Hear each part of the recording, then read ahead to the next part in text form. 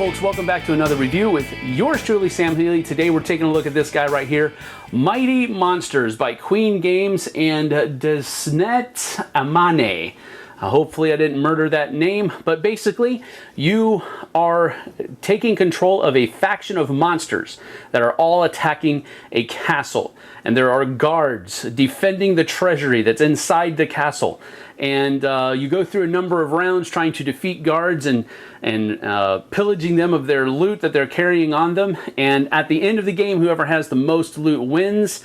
So you're trying to get the most money. Let me show you how it works.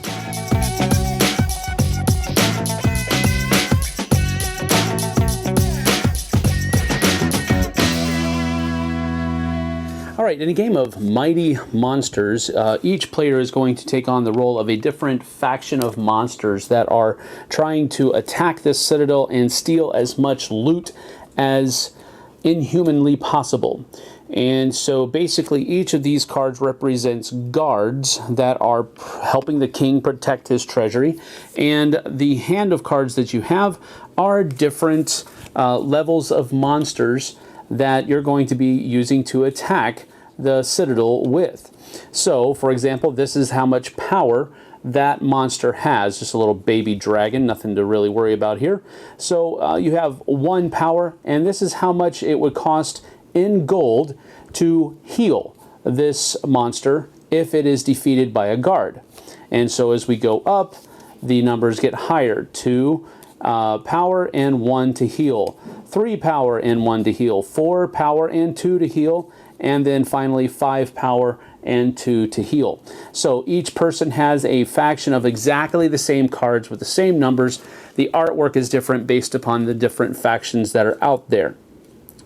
Then each player is given 8 gold to start the game with, and there are a number of king tiles placed here that is equal, that is determined by the number of players in a game. In a 4-player game, there are 6 tiles, which means that the game is going to last for 6 rounds. Each player, first of all, shuffles their cards and draws a hand of 3 cards that they're going to start the first round with. The other 2 are set aside. These are 2 of the cards that you're going to be using in the second round. These are the only ones that are available in the first round. And what this means is that you're going to be playing exactly 2 of these cards. The third one will go into your pile for the next round when that time comes. So once everybody has a starting hand of cards, you're going to take turns in order, placing 1 card at a time at these different spots that are out on the board. So these 2 spots are going to be fighting this guard, these 2 spots are going to be fighting this guard, and so forth and so on. And the round will continue until everyone has played exactly 2 cards and there are no more available spaces to play cards on. Now you may be asking, what is the difference here? Well, each guard card tells you exactly what, well, not exactly, but it tells you what you can expect on the other side of the card. So for example, this guard is going to have a power of anywhere from 3 to 7. He is also going to yield an amount of gold that is equal to 6 to 10. So anywhere within this window is how much gold this guy is going to have on him, and that's what will be awarded to the 2 players that defeat this guy if they do in fact defeat him. Here it's 3 to 6 on both sides, so it's a 3 to 6 power and he yields 3 to 6 gold, and so forth and so on. So we would each take turn placing a card from our hand into these different playing areas like this.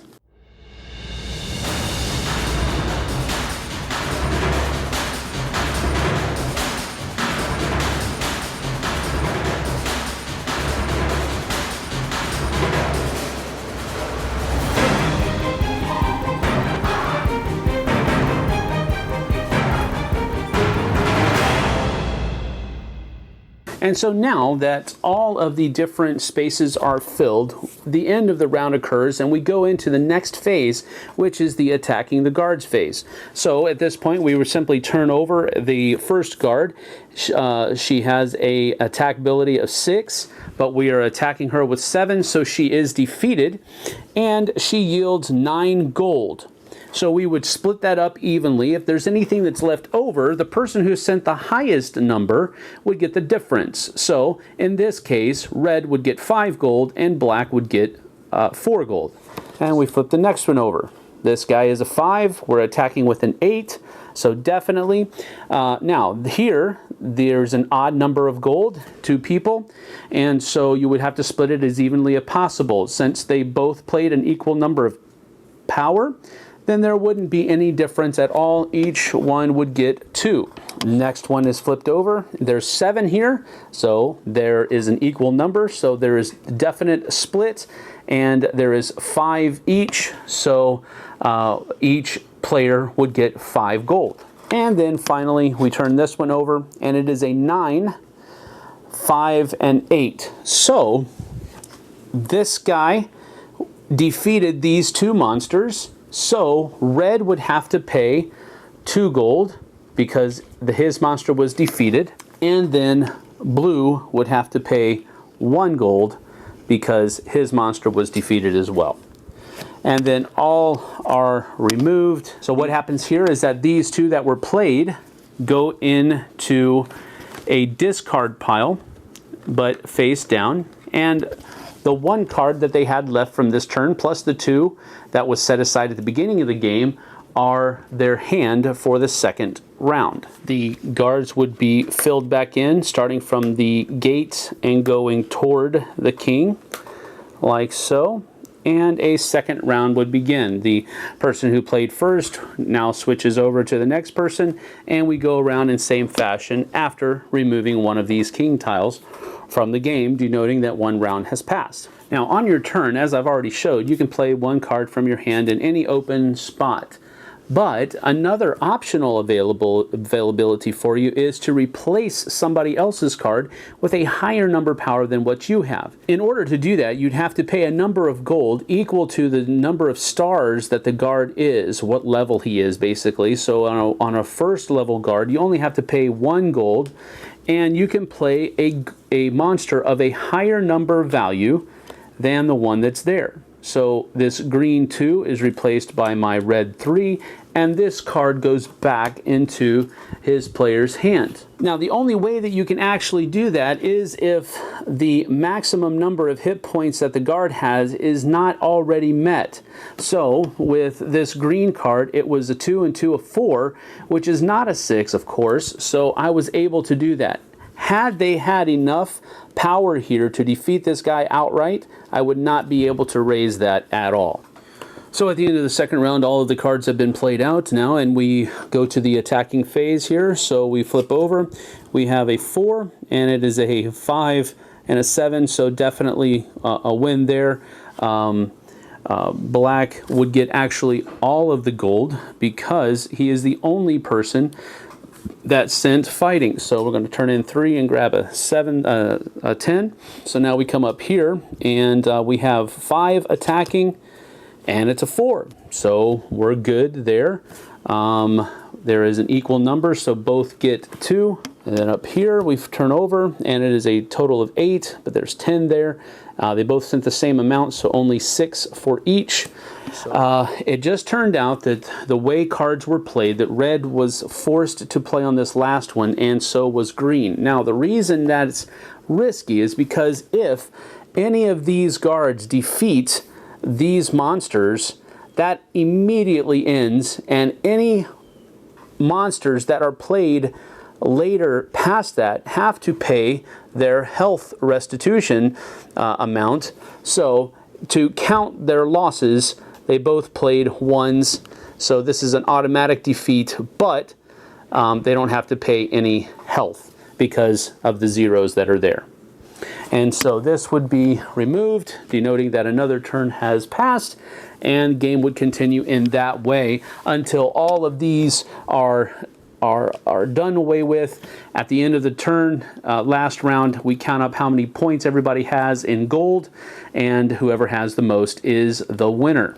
Now, there are 2 variants in the game that come in the book, and the first variant is determined by how many how you set the guards up. So you would still draw the certain number of guards equal to the number of players that there are, but they would be placed out in order by this. So you would basically place them like so, basing so that it goes from the weakest to the strongest that way. That's one variant. Another variant has to do with these king tiles that we have been simply turning over.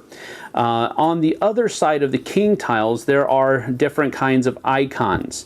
So what this basically means is that the first guard in the row is +3 gold. So if this rule were in effect, having been turned over, it means that this guy would yield anywhere from 9 to 13 gold instead of just 6 to 10. So that's one thing. Here, the second guard is +2 strength and +3 gold. There are also things like there is no king's rule this turn, or players cannot play their 1 strength guy anywhere, which is bad, especially like in this case where they had to play here and it wasn't really sure because here they were going with 5 and it was a possibility of being a 7, so this was kind of a risky thing. This would be very bad. They would have had to play a higher number there, so that's that. So all of these different kinds of rules do something else, adds a little bit of an extra level to the game there. So that is basically how Mighty Monsters work. You're basically, as the back of the box says, you're trying to be the richest monsters in the world. And so that's a really light, very childish theme. And the reason I say it that way is because I think the target audience for this is probably kids. This is probably a kids game more than it is meant for, I guess you could say, older gamers. Because first of all, the age level on the box goes all the way down to 8. And that's pretty low for this kind of game, I think. So take that with a grain of salt. It's a very light game. It is a very easy to play game. The options that you have within the game, the choices that you have to make, usually are not very heavy or thinky. Matter of fact, rarely, if ever. And if they are, you're probably reading too much into the game and you're trying to make more of it than it was actually designed to be. This is supposed to be a very light, fast game where you're simply trying to get the most money than everybody else, and if you can make somebody else pay some money to have to heal their monsters up in the process, well then that's even better. There are the variable King's Gold tiles, or King's Rule tiles, I'm sorry, where you can flip the top one over and it provides a separate rule on top of all the regular rules for each round. That's a way for you to spice it up a little bit, but even still with those rules, it's very, very much a light game, very, very much a family level child weight game that anybody can really grasp. Now, having said all that, when I said that, while we were playing the game at a game night recently, I was accused of being too easy and too kind to the game that way. There are people who just simply did not like it because they thought it just needed more of this, and I kept telling them, I think that's not what this game is supposed to be all about. It's supposed to be very light, very fun, very simple, very easy, not a brain burner, not a whole lot of heavy thoughts involved, and that's what I think it is. I do like the aspect of being able to replace other people's monsters with a higher level monster. That's an interesting decision that I think you can make throughout the game. Other than that, your strategic choices that you have to make when you're placing down your monsters, because if you place it on a monster that or on a guard that's further back and one of the first few guards defeats the monsters, well then you're going to have to pay for those guys that you placed way in the back. Those are the kinds of choices that you have to make. Do I place it up front? Do I go for the solid thing? Do I gamble a little bit and go towards the end, to get the bigger payout, but there's a chance that it might not even fire because somebody else might get beat? These are all the simple choices that you have to make. So with all that being said, I think the artwork is great. I think the gameplay is engaging enough for the target audience that it's meant for. So I'm going to give this 1 thumb up. I don't think I'll be asking to play this game very often, but I definitely see where it has its niche in the hobby, because I can see people buying this kind of game for to play with their families and having a great time at it. Think of it as a little bit of a lighter version of Ultimate Warriors or something to that effect, where you have the same underlying basic thing of you're using your monsters in certain ways to fight other people. I know there's a lot of differences. That probably wasn't the best analogy, but I hope you get what I'm saying. It has that same very fun, goofy kind of feel to it, but even lighter than Ultimate Warriors.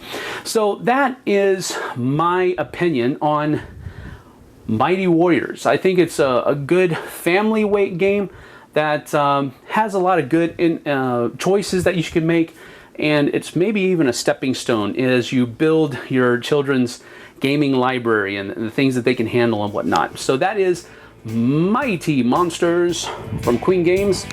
See you guys on the flip side.